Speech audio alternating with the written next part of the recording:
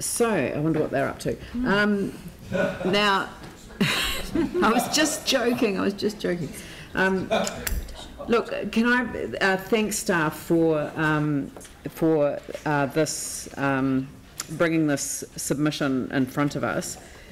And I think it might be useful just to run through the process that we're going through at the moment, because I think it's really important that people understand the process that we're in, because there's been a lot of obvious public commentary about the call for conservation, for example, around our drinking water supply, so that we can get on and fix the infrastructure. And at the same time, this application has been submitted by Cloud Ocean Water to essentially seek permission to take water directly from our deep aquifer. So, and as I understand the paper that has been prepared for us, that there has been a resource consent application made. Environment Canterbury has been in touch with the council as what they call an interested party, and have asked for some feedback essentially on the process that they will adopt going forward in relation to processing the application which they're required to do under the RMA. So I know that council has got a number of questions to ask, but perhaps if we could just get a brief overview of the process that we're in at the moment, just for clarity. Thank you. Diane. I can give a little bit of history first to sort of set the scene. So as you may be aware, in March last year, it was announced that the former World Scour was going to be put up for sale, and associated with the sale of that land was an existing consent to take water from a shallow bore. Then in July last year, we received what we call an interested party notification from ECAN that Cloud Ocean had lodged a consent to construct a new deep bore on their property.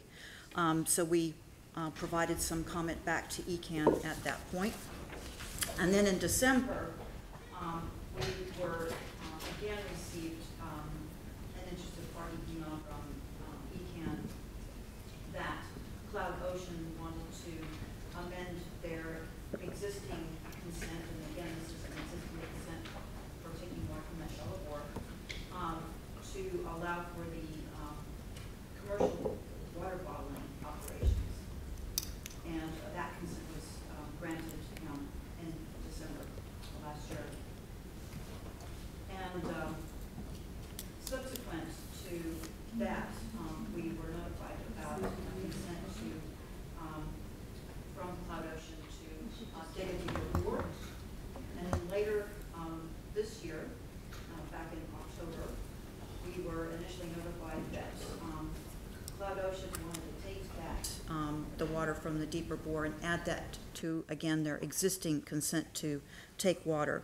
So their existing consent allows them to take up to 4,300, approximately 4,300 cubic meters from their shallow bore.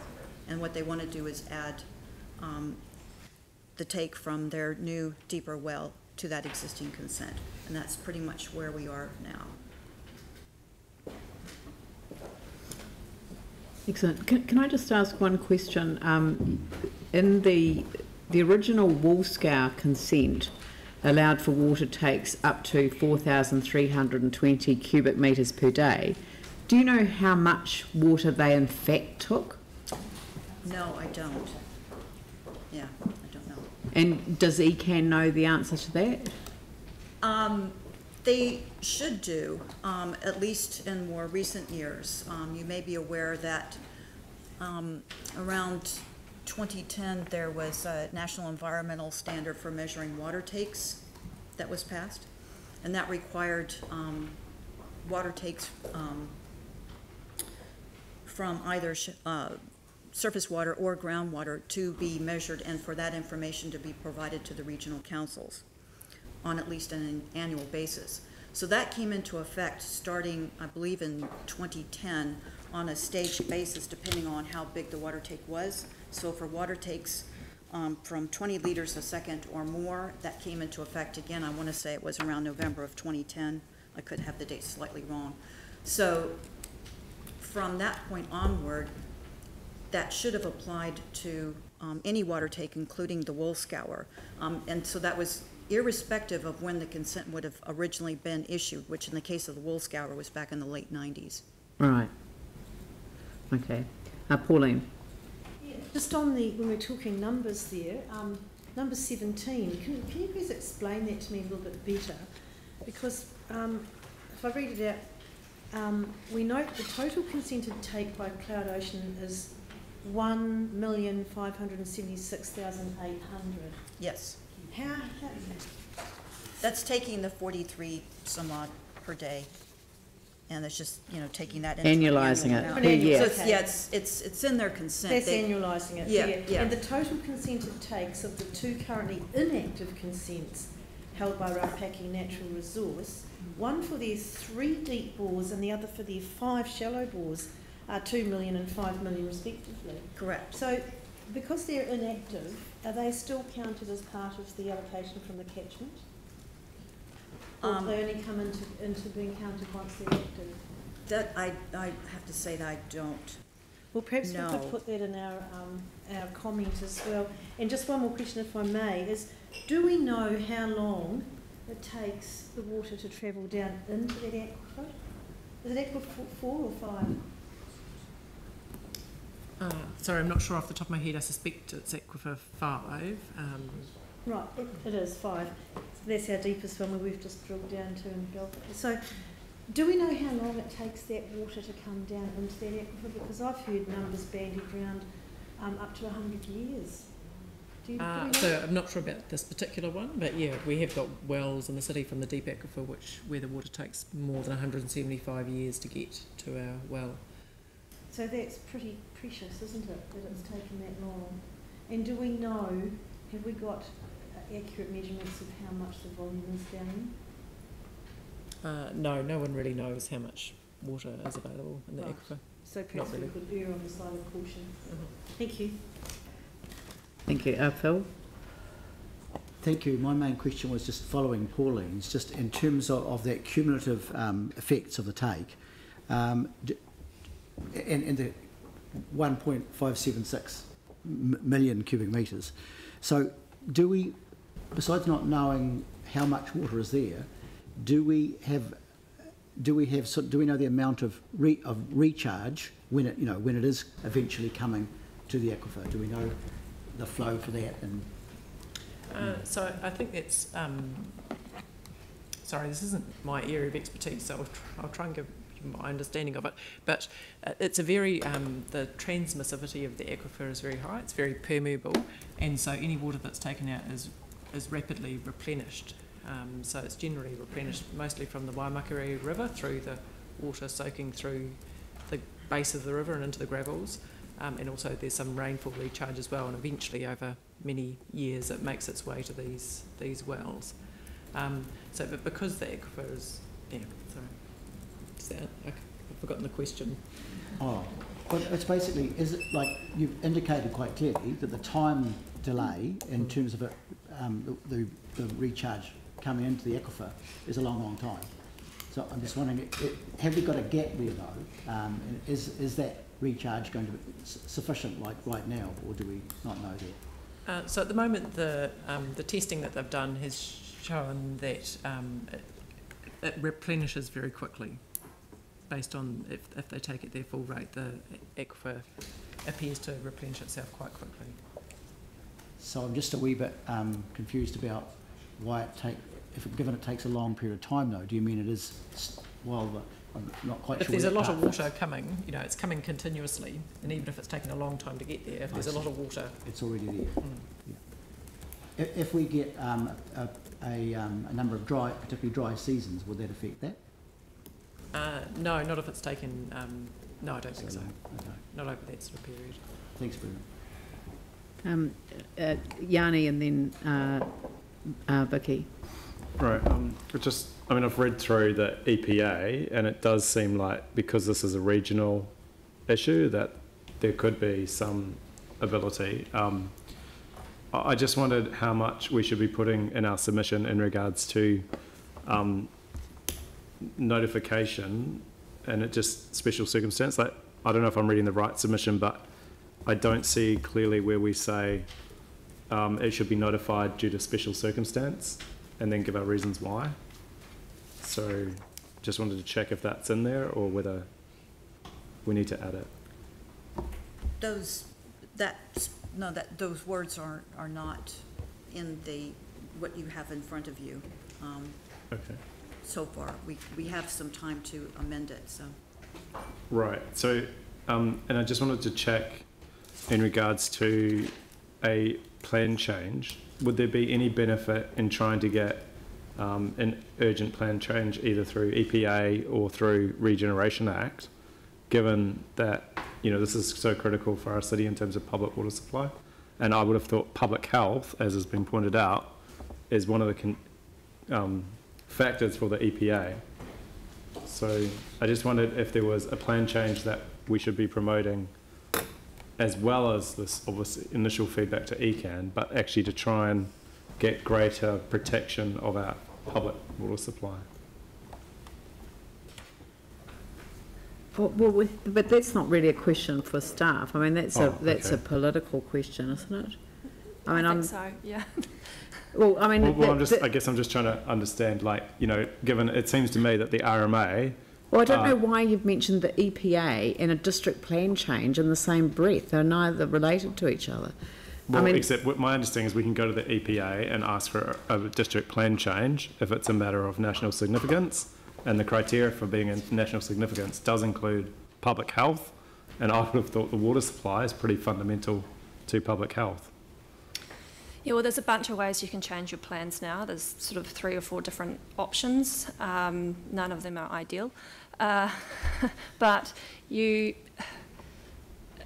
none of them are simple processes. You know, you need significant amount of information before you even kick the process off.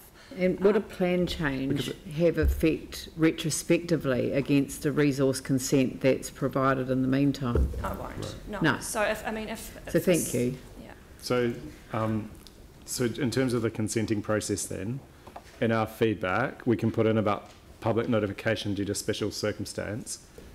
If they decide not to publicly notify, and given what we've heard in the past, there hasn't been public notification, should we not also be putting in that we strongly reject this application as part of our feedback today? But this isn't the submission on the application, which I've gone to great pains to have explained to us. We are simply allowing staff, as has been offered to them, the opportunity as an interested party to get to, well, fire a shot across the bows. Well, I mean, we are opposed to this consent being granted, but there are limit. What we want at the moment is we want it to be fully notified. Well, the first thing that I've read on our submission is that we want it to be. We don't accept that it's a variation of an existing consent. We think it should be treated as a brand new consent application. So that's number one. Number two, we don't think that that we can rely on the testing that's been done by Ocean Cloud to justify the potential impact on our water supply, which is taken from that aquifer.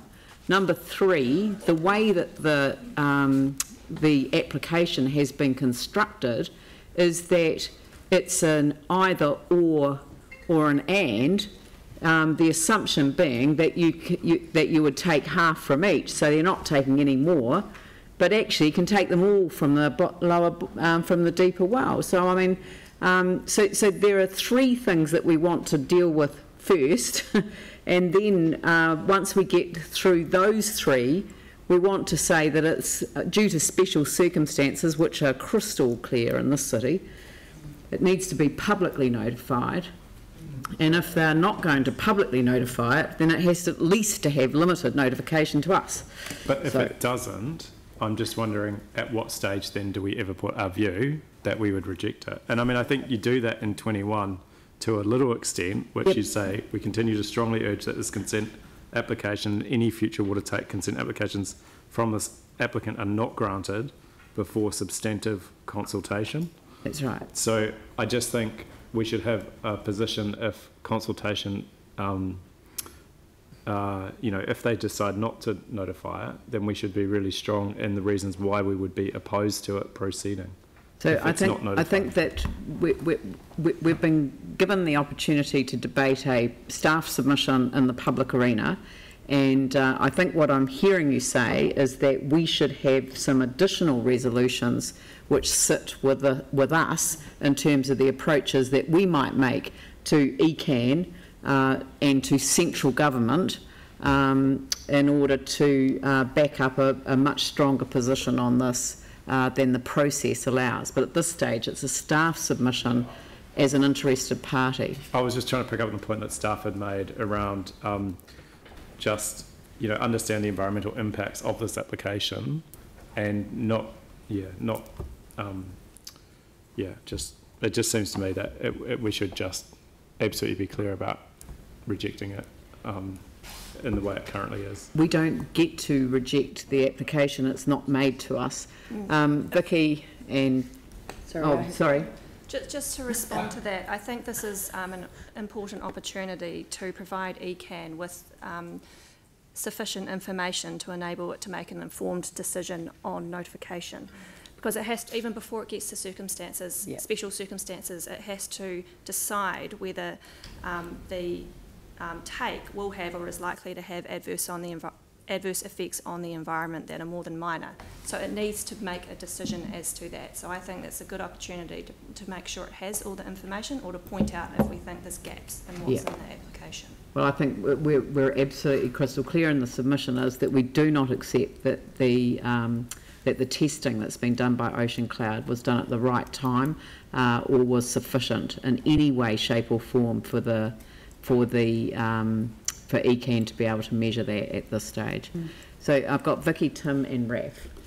One of the things I can't get my head around in this whole thing is that there's no prioritisation of water take. Is that correct? So it's just kind of a first in, best dressed system? I think the drinking water supply has priority. Well, I don't see that the drinking water supply actually gets any priority. But am I misreading that? Do you want to read out that bit from there is a policy to provide for drinking water as a priority, if I remember, somewhere in Chapter 4, is there not? Yes, so there is, in terms of water take consents, it is essentially in the order that they are lodged, but what the Canterbury Land and Water Regional Plan does, given the levels of allocation across the various catchments, and it does say in the plan that there's some wording which is a bit vague, but in general, no additional water is to be allocated from the Christchurch West Melton groundwater allocation zone, except for group or community water supply, and some examples of non-consumptive taking and use, which I don't understand to be relevant here. So the Land and Water Plan does recognise that already, and may well go to why Ocean Water has sought a variation rather than a new consent. Yes. Right. Okay, so to be clear, the local regional plan actually does stipulate a priority for drinking water and community use over any consumptive use like this. Yes, right, it talks about no additional water being allocated from this catchment. Excellent. Except for.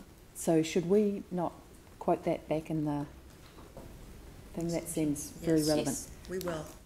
So second question, just in the light of Havelock North and the involvement with this council with the Medical Officer of Health and the safety of our drinking water, and the fact that it's founded on 3 pillars, one of which was the boreheads, which we know a lot about, but one of which was the aquifer and the purity and the long-lasting and the longevity of the water there. Should we not be somehow involving the Medical Officer of Health in this perceived threat to our drinking water? I think what we could do is add to the submission that we want an assurance from ECAN that the bore has been installed in a sanitary way that's not going to present a risk to the aquifer or our water supply. So to make sure it's been constructed appropriately to prevent contamination and that they've got good backflow prevention, etc. I would rather have that assurance from the medical officer of health than from ECAN. I think you just need to remember as well that the bore itself is already consented and the drilling is already consented. It's actually just the take from it that's part of this consent application. Look, there'd be no harm in the officer's submission saying that this is the way that you're working with the. I'm sorry, I don't really know the background of the relationship, but you could set out, you know, the process that's been happening and your involvement in that type of thing. That would be helpful information, but that would be that there's no other way. I mean, that's fine. Yeah. That's fine. And number 3 was similar point to what Leanne raised. The reliance on Cloud Ocean's own testing, or the independent testing that they have done, which they've done, as I understand it, in the middle of winter, when the water take in Christchurch is dramatically lower than in summer, as we know. So I'm just wondering if we would want to question any reliance on that testing, because our PVP stuff is based on modelling, but they've got the actual real test. Yes, I'd suggest yes, and I mean the experts who do that type of modelling would be able to say what is reasonable, but I mean from a legal perspective, I would argue that once in the middle of the winter is not the appropriate time to be that testing. Yeah. Last point, the National Policy Statement on Freshwater Management, does it contain anything helpful for our case? Just in terms of not over-allocating and the allocation of various activities.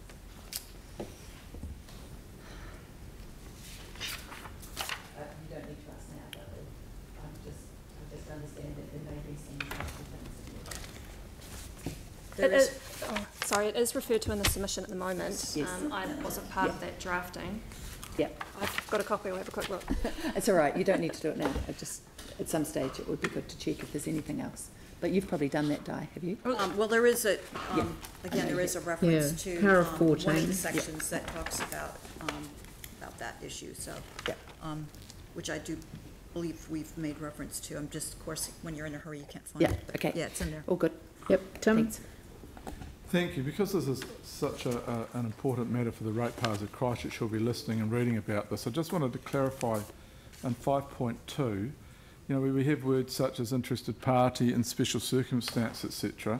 So when we received from Environment Canterbury, because a lot of the public are looking at council, where the finger should be clearly and directly pointed at ECAN, we were sent an interested party email concerning the non-notified resource consent. So when we received that, because of the very nature of the non-notified resource consent, our hands are tied. That language is a little bit confusing. I agree with that. The Cloudwater has lodged an application and they've asked for it to be treated on a non-notified basis. Yes. No decision as to notification has been made at this time. There's 20 working days for ECAN to make that decision.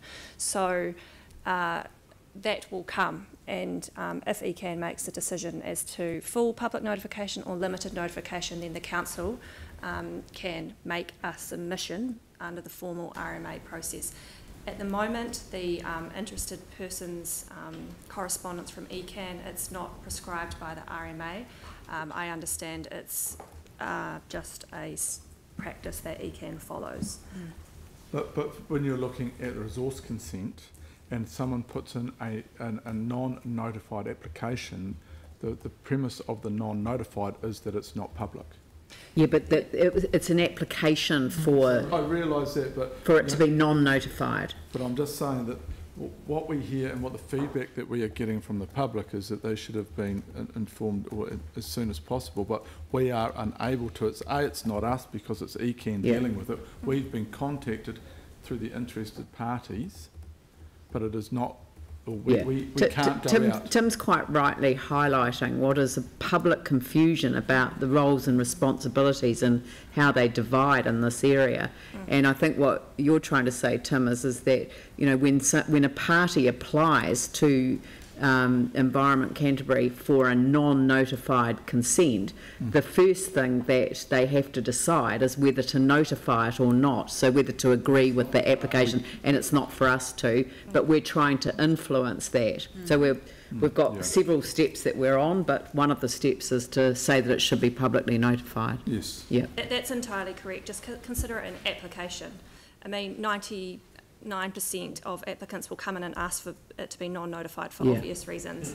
And then the consent authority then makes that decision, and that's still to be made. Yep. But there are rules around the notification, aren't there? So, I mean, they can't just say, oh, you know, it's a nice sunny day today, I'll notify it. They actually have to go through a rigorous set of criteria. Yes, and it is quite rigorous. It's now 8 steps essentially, but a number of plans also have rules which say you shall or shall not notify. Right.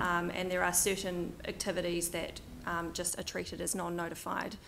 It's got reasonably complex. Yes. But there is also the steps in the RMA that you work through, but which are the ones we've been talking about. Great, thank you. Raf. Yeah, thanks. A few questions. Just going back to what somebody mentioned about the actual amount of water that they've been taking. It is actually a condition of the consent that they have water meters which are available to capture data on a daily basis.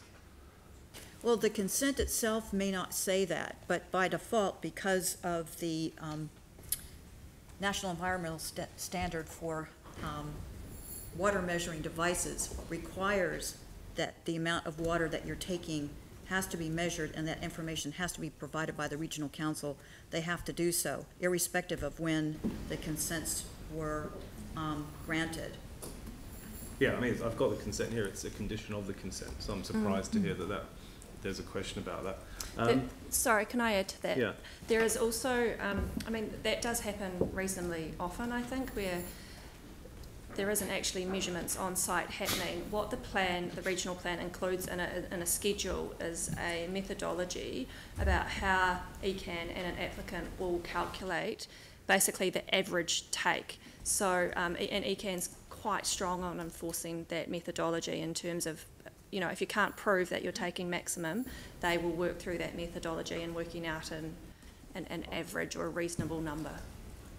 I haven't looked at that, I just thought about it just then. All right, well, okay, it's in the consent. In terms of your point number 10 about whether this should be a new consent or not, I mean, clearly it looks like a new consent. I'm just looking at the original consent to change, which was back in June 2015. The information about the original bore, which is quite interesting. So the original date of the bore being drilled was the 16th of December 1966, which is a great day because it's the day I was born. So that's a long time ago. That's a long time ago. Oh, he's so young. So I just think that number 10 could, you know, be strengthened. I mean, this bore was drilled 51 years ago. No, that was the shallow bore. Yes, no, exactly. So what I'm saying is they're applying for something which is completely different.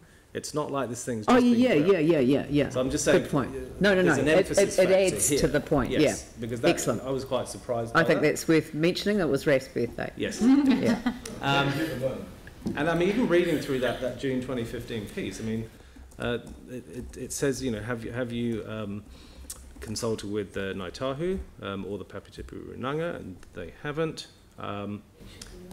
And also, and it says, who else have you consulted? It just says ECAN. What was their response in favour? So, you know, I think there are some issues here that we should be raising, that I would suggest you raise more strongly, about the nature of this consent. And I think that in your item 10, I think could well be the place to do it. So that's another comment. The third question really, and Yanni sort of raised it slightly in advance, was the public health issues, and to what extent the findings of the Havelock North inquiry have changed the way that water take consents in an urban water supply area have changed in any respect in terms of the weight that notification should take with the local regulators or the local suppliers of water, which is the council and the medical officer of health and the Ministry of Health, and whether there's any changes just in the last sort of 18 months which would impact on how you would view this type of consent.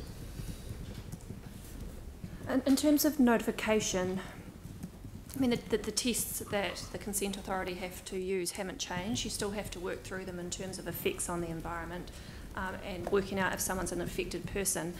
This hasn't been tested in the courts yet, but it could be a relevant factor as to special circumstances in terms of notification. And, you know, the case law does talk about, you know, changes in circumstances that have come about since a plan was made. And I think, you know, the focus on water and health, etc., since the Havelock inquiry is obviously significant, and it's an important issue in Christchurch. And I think that's something that could be relevant in terms of ECAN's decision on special circumstances, which it has to consider as part of the framework, and if it decides that special circumstances exist, it then has to notify. Okay, thank you.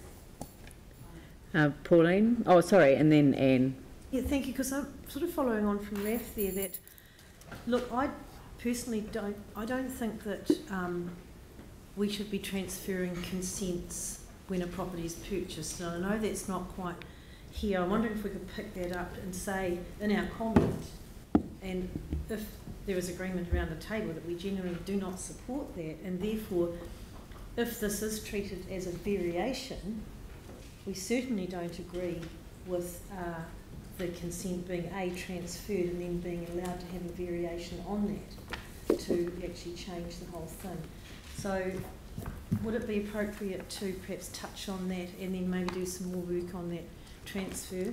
And I certainly agree with Raf that with the consent that was originally granted in 1966, times have changed and circumstances have changed. Water is valued now as a much higher and more protected resource than we've ever recognised before, particularly in Aotearoa, that we need to address this issue. I think the transfer of consents, along with when you purchase land, you acquire the consents that go with it, and I think that's permitted, you know, that's set out in the Land and Water Regional Plan. Yes. So I think that might be... But how do we change those things? Well, I think maybe that's more of a... that's a bigger picture thing than just this particular consent, and maybe that's a more of a political thing that you may want to take up. Yeah, I want to pick that. I want to kind of pick that up as perhaps another resolution that Council writes to the Minister for the Environment to seek a change to the RMA that prevents resource consents that are no longer being used for the original purpose to be transferred with the property. You know, like so something along those lines. It's land use consents that run automatically with the land. Yeah. Water consents, there is a process for transfer in the RMA, so they have to go to ECAN for the transfer. But it's, to be fair, it's pretty much a paper transaction. Well, did the court make a decision on that judicial review of the decision yet? Not yet. It's not out yet. No, because I mean the fact that ECAN just did a simple transfer. Without actually delving into this, that is the subject of a judicial review, which we're still awaiting the decision of. So, right. But in this case as well, this water is being used for a different purpose than the original consent for the scouring plant. And even though I'd much rather it was bottled than used for the scouring plant, that's beside the point. It's a different use. Yeah, so that change in use was a separate consent application, and we did, I think we did do a staff submission on that as well. Yes. Okay, so how about requires water consents to be the subject of new applications on transfer? So, you know, that they can't just, they just can't, you know, vary, because is it just a variation, essentially, a transfer? It's a little bit complex, but essentially a holder of a water permit, like this one, may transfer the whole or any part of it to any occupier or occupier of the site, or to another person on another site, if both within the same catchment, and the transfer is expressly allowed by a regional plan. So that's quite important in terms of what ECAN has in its plan. Right. So, Or has been approved by ECAN that granted the permit. So there is some decision making there for ECAN. yes, but no. Can I ask one more quick question on that, please? All right. That when you've mentioned here in number 17 that there are some inactive consents out there as well in that same catchment. If a consent is inactive, does the clock stop? So if you've got a consent for 35 years and it's inactive for 10 years, can you only use it for 25 when you activate it? Or is it 35 from when you use it? It will have an expiry date. So it'll be five years from the date of grant, or So 20 the years clock from the doesn't date of grant. Yeah. Okay, thank you. Yep, Phil? One more question. Leanne, you had Sorry, did I go referred back to Anne? No, that- I've just got a very simple question. Sorry. because- Sorry, I Phil, apologise, I'd but already you go called first, in. Phil. No, for him. It's a really simple question, and it sort of relates a wee bit to what Leanne was saying. Who actually makes the rules about when something is non-notifiable and when it is publicly notifiable? Is it the council that makes those rules? Who determines that? The decision making will be delegated to a council officer, and I'm not entirely familiar with ECAN's delegations, but in some instances that decision is made by an independent commissioner. Right, and the rules are made by government, by law, The by criteria. criteria in terms of, yeah. So Yes. I guess what I'm trying to get at is that RMA. council, we don't have a lot of say really in what is non-notifiable or what is publicly notifiable. Correct. So it's not in our hands at all. Correct. Yeah, I think that's important for people to understand. Just, yeah. Thank you. So through you, Leanne. Yes, sorry, So Phil. Yep. you'd referred to that, a key point being that we can't rely on ocean clouds testing. And just in terms of further information, though, that we might require, just the conclusion for the PDP report, is it? Just how much the drawdown will affect may affect Aquifer 1, but also our council's pumping stations, if the drawdown is significant. So is that not a factor which, in fact, we should raise? Because, in fact, at the very time we're trying to fix our pumps and our bores, this implies that there may be some risk. Yes. I mean, yeah, it's something that you could, provide in your your feedback, or your submission, council submission. Okay, so the answer is yes. Thank you. Right. I'm just, Aaron? So mine's a slightly bigger question than just the consent itself, but doesn't the problem come over the allocation of water and what people can do with it because no one owns it? Say that again? Doesn't the real problem come because no one owns the water, so no one controls it? You kind of loosely consent it. No. I think that's the reason you can't charge for it. Well, yeah, ECAN controls the allocation.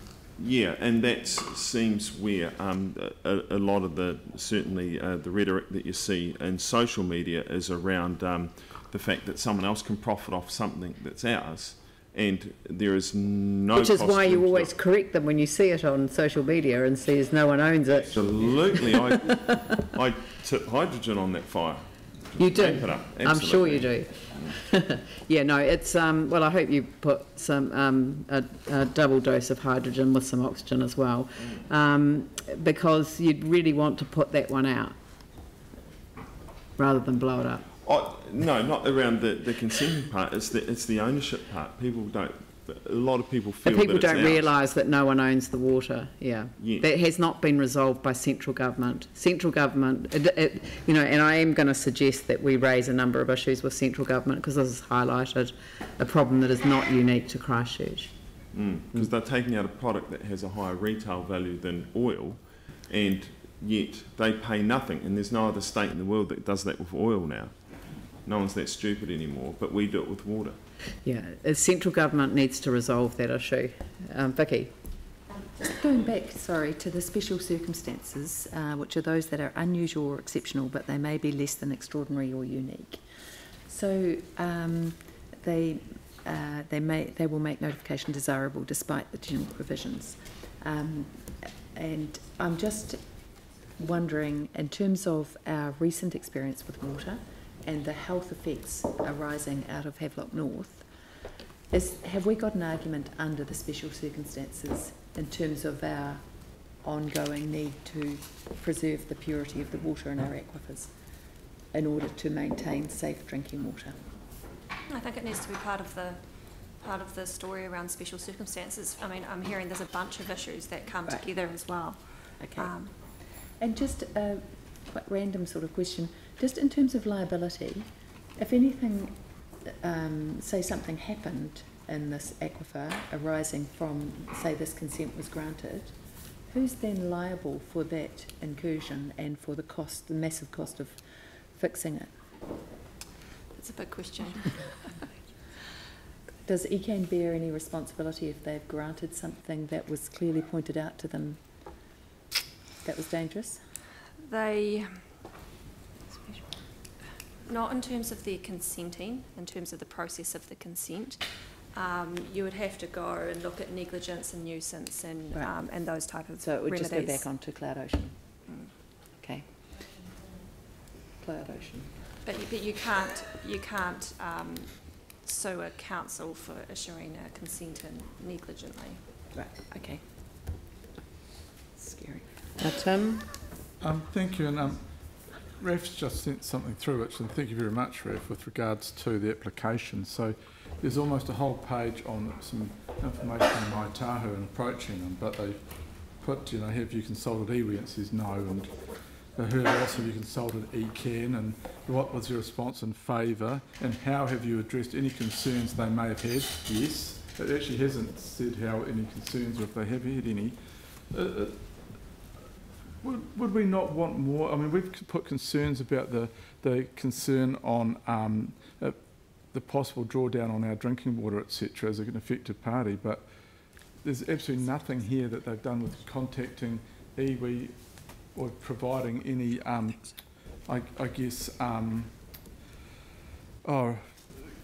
comfort into what could be the possible effects, except for, and we got the lovely date from RAF again, 1966, where the technical assessment of the issue and the threats were there has been no apparent effect on the neighbouring bores since it was installed in 1966.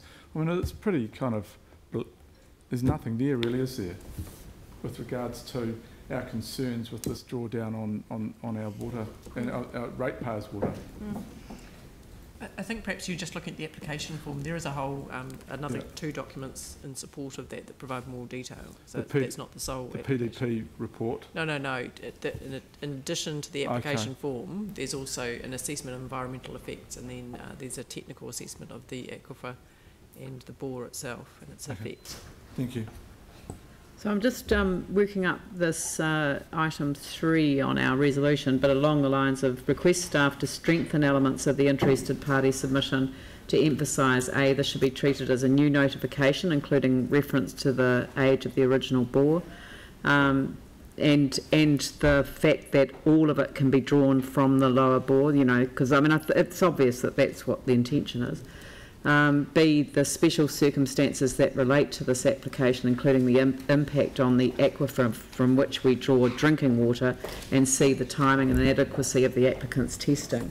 But is there anything else that you wanted to specifically?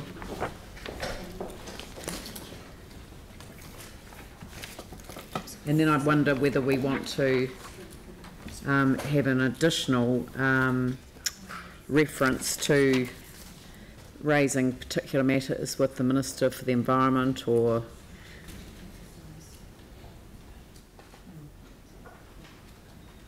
I got stuck on the transfer of water permits since it sounds a little bit more complex than I had realised that it was. So So why don't we just actually, why don't we allow this to come back after we've had time to consider this, and just request, and I mean we can work with staff, but request, or do we want your committee just to put together a list of potential things that we could follow up on? Okay, well, request staff to report back with recommended, what do we want to describe them? Sort of, it's kind of like approaches to central government around some of the element or recommended actions that could be proposed to central government that would help resolve some of these issues. That maybe take 5 minutes and draft that up. Let's do it now. Do you also want to mention the health Yes. piece? Because that's a separate conversation. Because I Yeah. think you're right about the Minister of Environment. I'd almost say new applicant. It's not so much the transfer, like if someone buys or sells a property, it's the change of use. Yes. That is a key thing. But look, if something has stopped, I mean, when was it shut down as a? When did it stop operating as a SCAR?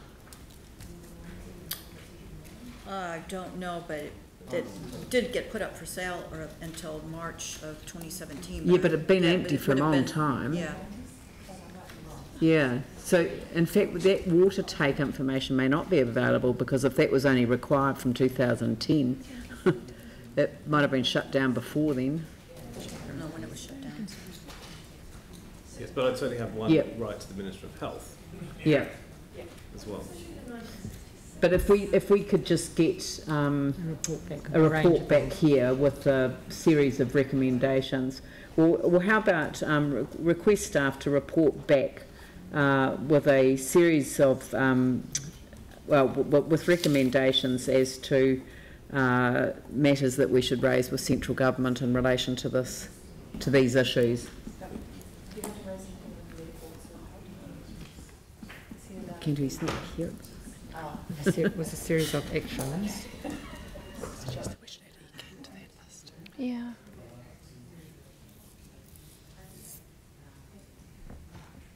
Because, for example, if you consider the aquifer separately rather than just one big liquid.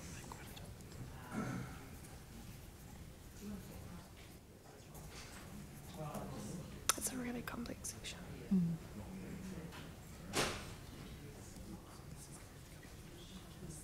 What does that mean? Like to be cool?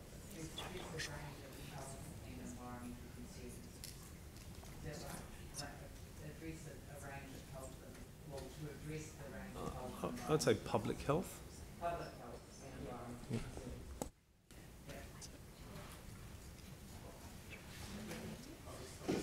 Just a clarification in the phrase submission, like it's not a submission as per the RMA, it's more feedback. Just wondered if we should, did Ekin ask for a submission or just feedback? Because I just think people will get confused about whether this is part of the consenting process. So, It's a response. Would it be better to describe it as feedback? Yes, or a response, yes. Okay. okay. Note the draft staff response.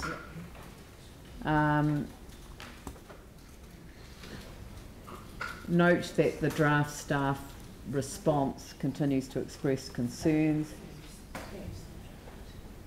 and delegate, no, where did that come from? Sorry. That one's gone, the last one's gone.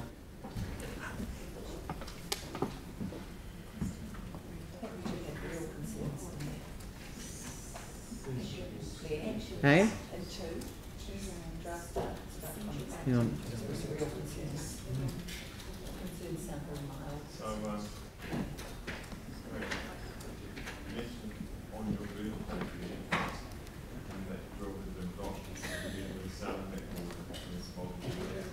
Did you long time for that?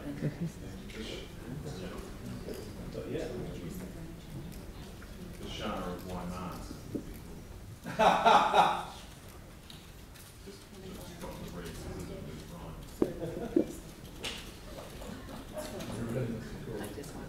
Yeah.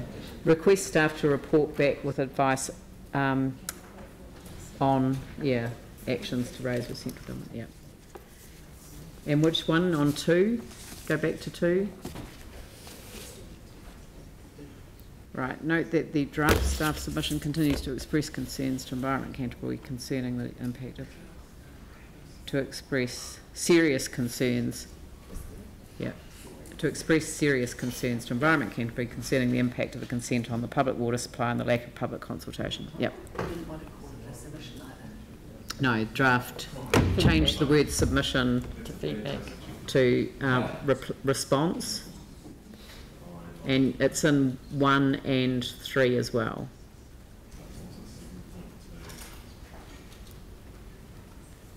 You'd be able to report back in the next, when's the next meeting? Is it next week or is it? The 22nd? So report back by the 22nd, or at the meeting of the 22nd.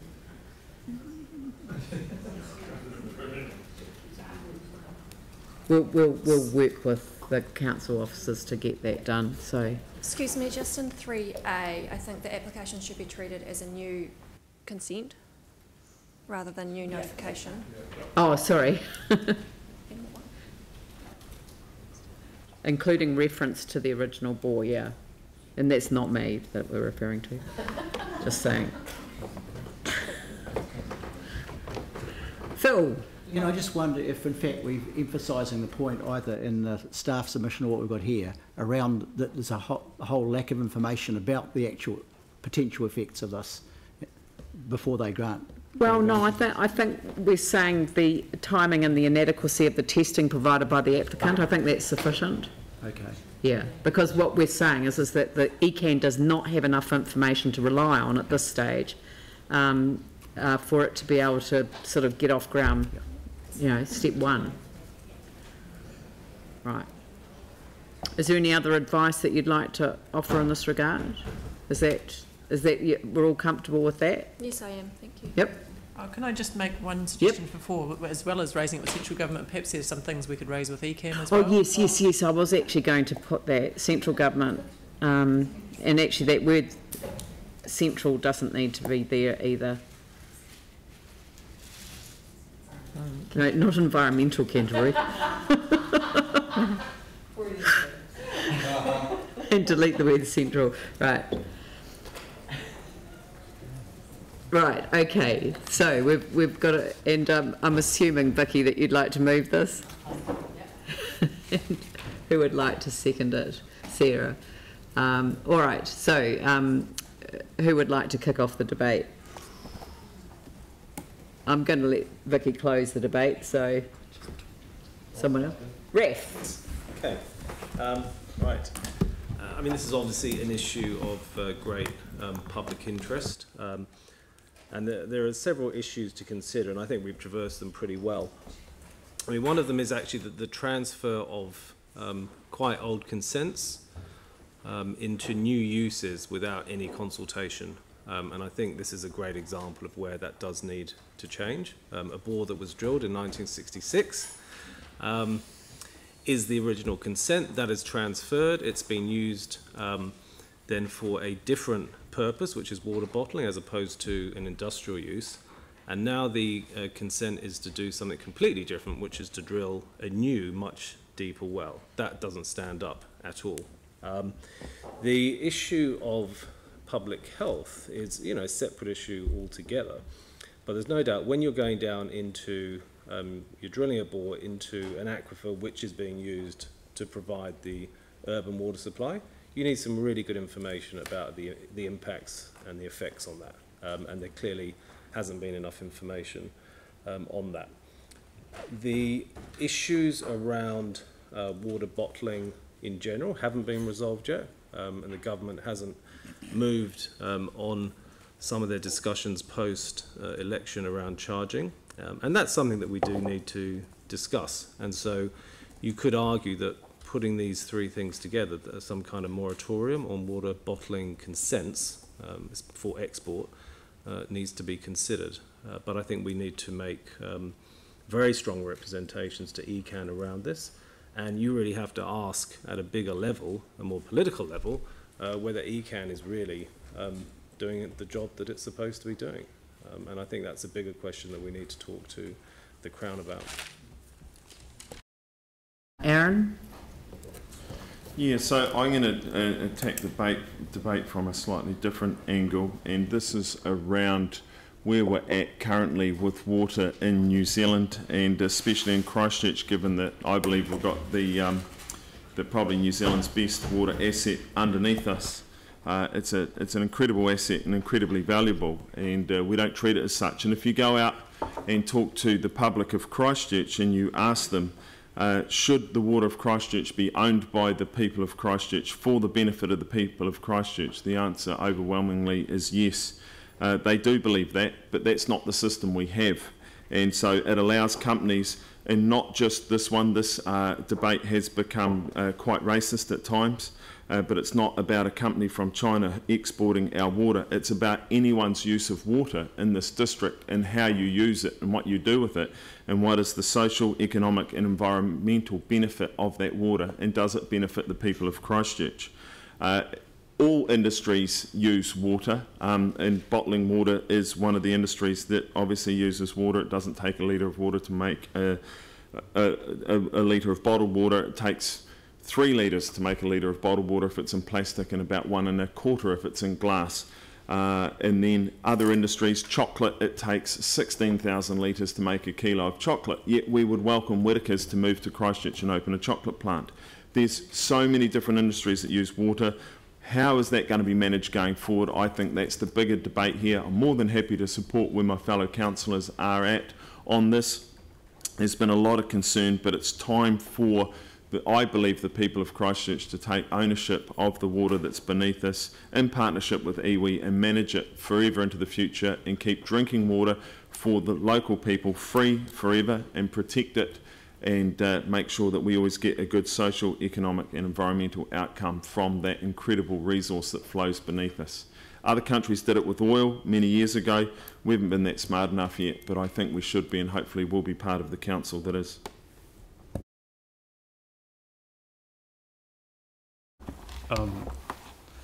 Yeah, I strongly support this feedback.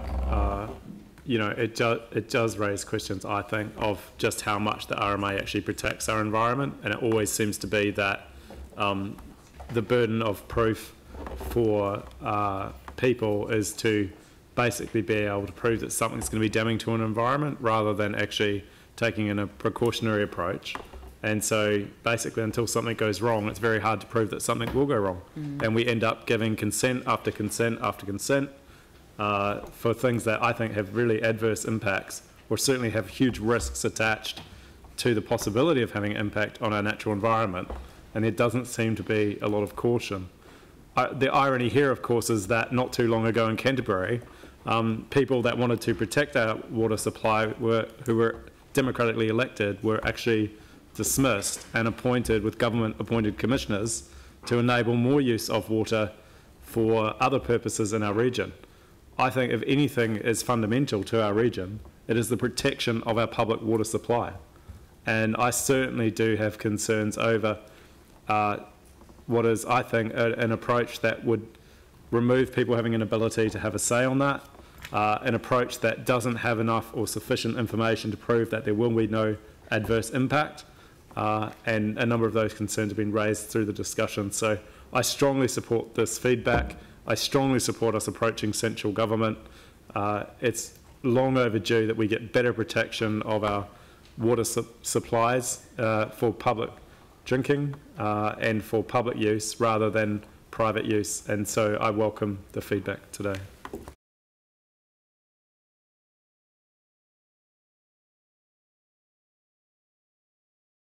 Thank you. Obviously, notification provisions sit as a backdrop here, strong backdrop. They've declined over time, as we know, through the Regulatory and Performance Committee information. But on notification provisions, as we know, special circumstances exist. And to quote there, they exist when an enabling power which the consent authority must consider in cases which are out of the ordinary and may but is not obliged to exercise. I note that the common denominator in the successful special circumstances cases which I've looked at tends to be high public interest.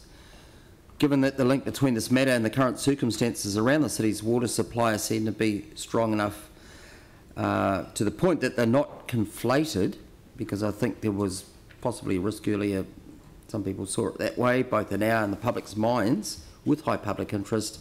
I think the case for arguing that special circumstances exist is strong. There is, of course, that kind of wider discourse. John Key once stated, you know, no one owns water, but was that asking the right question? Could another question be not who owns water, but who is responsible for water, the kaitiakitanga question? So, yeah, fully support these resolutions today. Yeah, thank you. I'm supportive of this, and thank you for the good work here on a tricky issue. And I hope that we're successful in being heard. But my beef is really with this, you know, historical consents being passed over with the properties, and so that's why I really support 4, because times have changed, and also the length of these consents. I think some of them are 35 years, a long time, and then when you get the inactive consents kicking in, who knows what the effect that will have. I'm also wondering about the compliance issue on the shallow bore, if that was drilled in 66, and shallow bores are more susceptible to contamination. If anything happens there, that our reputation as a city and a country on export water could be at risk there too. So the compliance is an issue that I think we need to raise repeatedly as well, to make sure that any consents like this are rigidly enforced. So I think this is good work today, and I look forward to seeing what comes of it. Thank you, and thank you for all the work on this.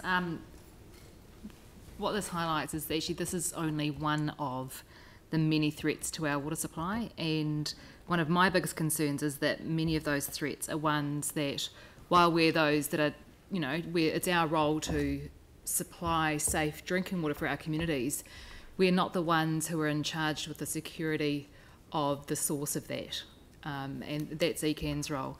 And one thing I think that today will do is to really highlight to the community the different roles that the Christchurch City Council and ECAN have in supplying water for communities.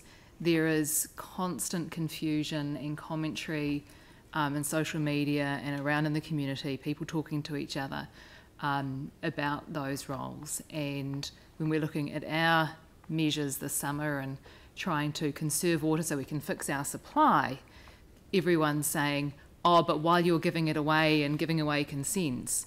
And so hopefully this will reinforce to people and highlight to people the different roles that we play. Thank you. I just want to thank staff for the work that you've done and the advice that we've got, so thank you very much for that. I just want to clarify, when we say we giving away consents and we involved with consents, it's not actually the council.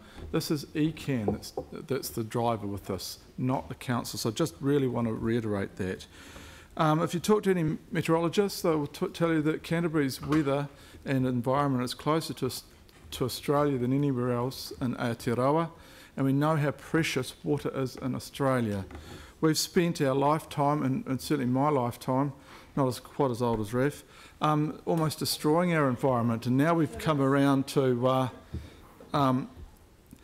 realise how precious water is, because without water, without potable water, without drinking water, you do not have an environment, you do not have life, you cannot have a community. So I think we've got to be very cautious about this and represent the ratepayers who we actually work for and no one else. So I think we've got to be very, very careful with this. So thank you. Mike? Thank you. I also support this response. You know, I think this has once again shown some real serious issues with the RMA. You know, the whole purpose of the Act is to promote sustainable management and allow development while protecting the environment for this generations and the generations to follow. You know, the water under our ground is such a precious resource, and for so many bores just to continually take water from it, with the potential consequence for the following generations, is just not acceptable, and it's actions required, and we need to start right now. Anne? As Sarah said, our residents are constantly asking us why they should consider conserving water while the bottling industry can take over 1.5 million cubic metres of water per year from our precious water. They perceive that this is a council decision, that we've given permission in some way for this to happen. So it's wonderful that we've got this opportunity, and thank you staff for providing it, where we can actually ask these really important questions and get the answers that we deserve and we need, and that our fellow residents should have. As Glenn said, this is about kaitiakitanga, it's about guardianship, it's about protecting a hugely valuable resource, not just for us, but for our children. So thank you for the work that you're doing, and we're very fortunate to have you fighting for this on our behalf. Thank you. Jimmy? I'd like to echo the particular first point. Actually, this decision-making authority is the EK. A council, we are the interested party. And because this issue is kind of in relating to the quality and also quantity of the drinking water, so we, as a council, the authority take this issue more seriously, but we treat every applicant should be equal. This is my view. But this is just the one case. Even from now on, perhaps any other case, we should take the same consistent the kind of attitude and response. But we all aware this, we particularly concerned still have some of the information we need to be more identified. For instance, like whether they will affect those public the health, and whether this have any environment concern, etc. So we just take our responsibility, need to clarify and engage with the central government and with the ECAN and maybe some other the agency, etc. But my view, we still need to treat every applicant with the public in an equal way, rather than just take the more specific this kind of issue. So I'm quite happy the last point, request the staff, particular feedback on the 22nd of November regarding to those kind of environmental concern or public health, this kind of issue. Give us more kind of more clear picture how to dealing with this issue. But eventually, this decision may still on the hand of the environment candidate. But we are interested party, give a comprehensive information and do our best. That's it. Yep. Right. Vicky, you can wrap up the debate. Well, I think everything's been said, but I just want to say a huge thank you, especially to Di, for the ongoing submissions or responses that you've made for quite some time. I think they've been excellent. I also want to say personally how pleased I am to be part of a council that takes water so seriously. I can't think of a more precious commodity a city has, and you will have seen recently what's happened in Cape Town, where they ran out of water, and the possibilities of what happens when water is not there for a city, and the conflicts that arise from that. As the Drinking Water Authority, I think we have to be guardians of that water. I think also ECAN has to be guardians of that water, and I think it's really important that we remind all local government and central government just how important that is to the people of Christchurch, that we want it pure, safe, unchlorinated, and the water in the aquifer is one of the 3 pillars that we rely on for that. The water, ironically, in that aquifer has actually been there longer than the City Council, which is interesting, and yet we're faced with all of the demands and changes of climate change, with our growing knowledge of how the aquifers work, which seems to change, the knowledge seems to change quite regularly, and with a projected growth in that particular area of some 50% in the next 30 years. So we have to be guardians of that, and we have to guard it not just now, but actually the councillors that come for the next 1,000 years have to do the same. So I'm delighted with what the council has arrived at, and I'd just like to thank you all for what you have arrived at, and staff particularly. Good. Thank you all very much. So on that note, I shall put the motion. All those in favour say aye. Aye. Those opposed say no. That's carried. Thank you very much. And on that note, at 3:19 p.m, I shall declare the meeting closed. Thank you.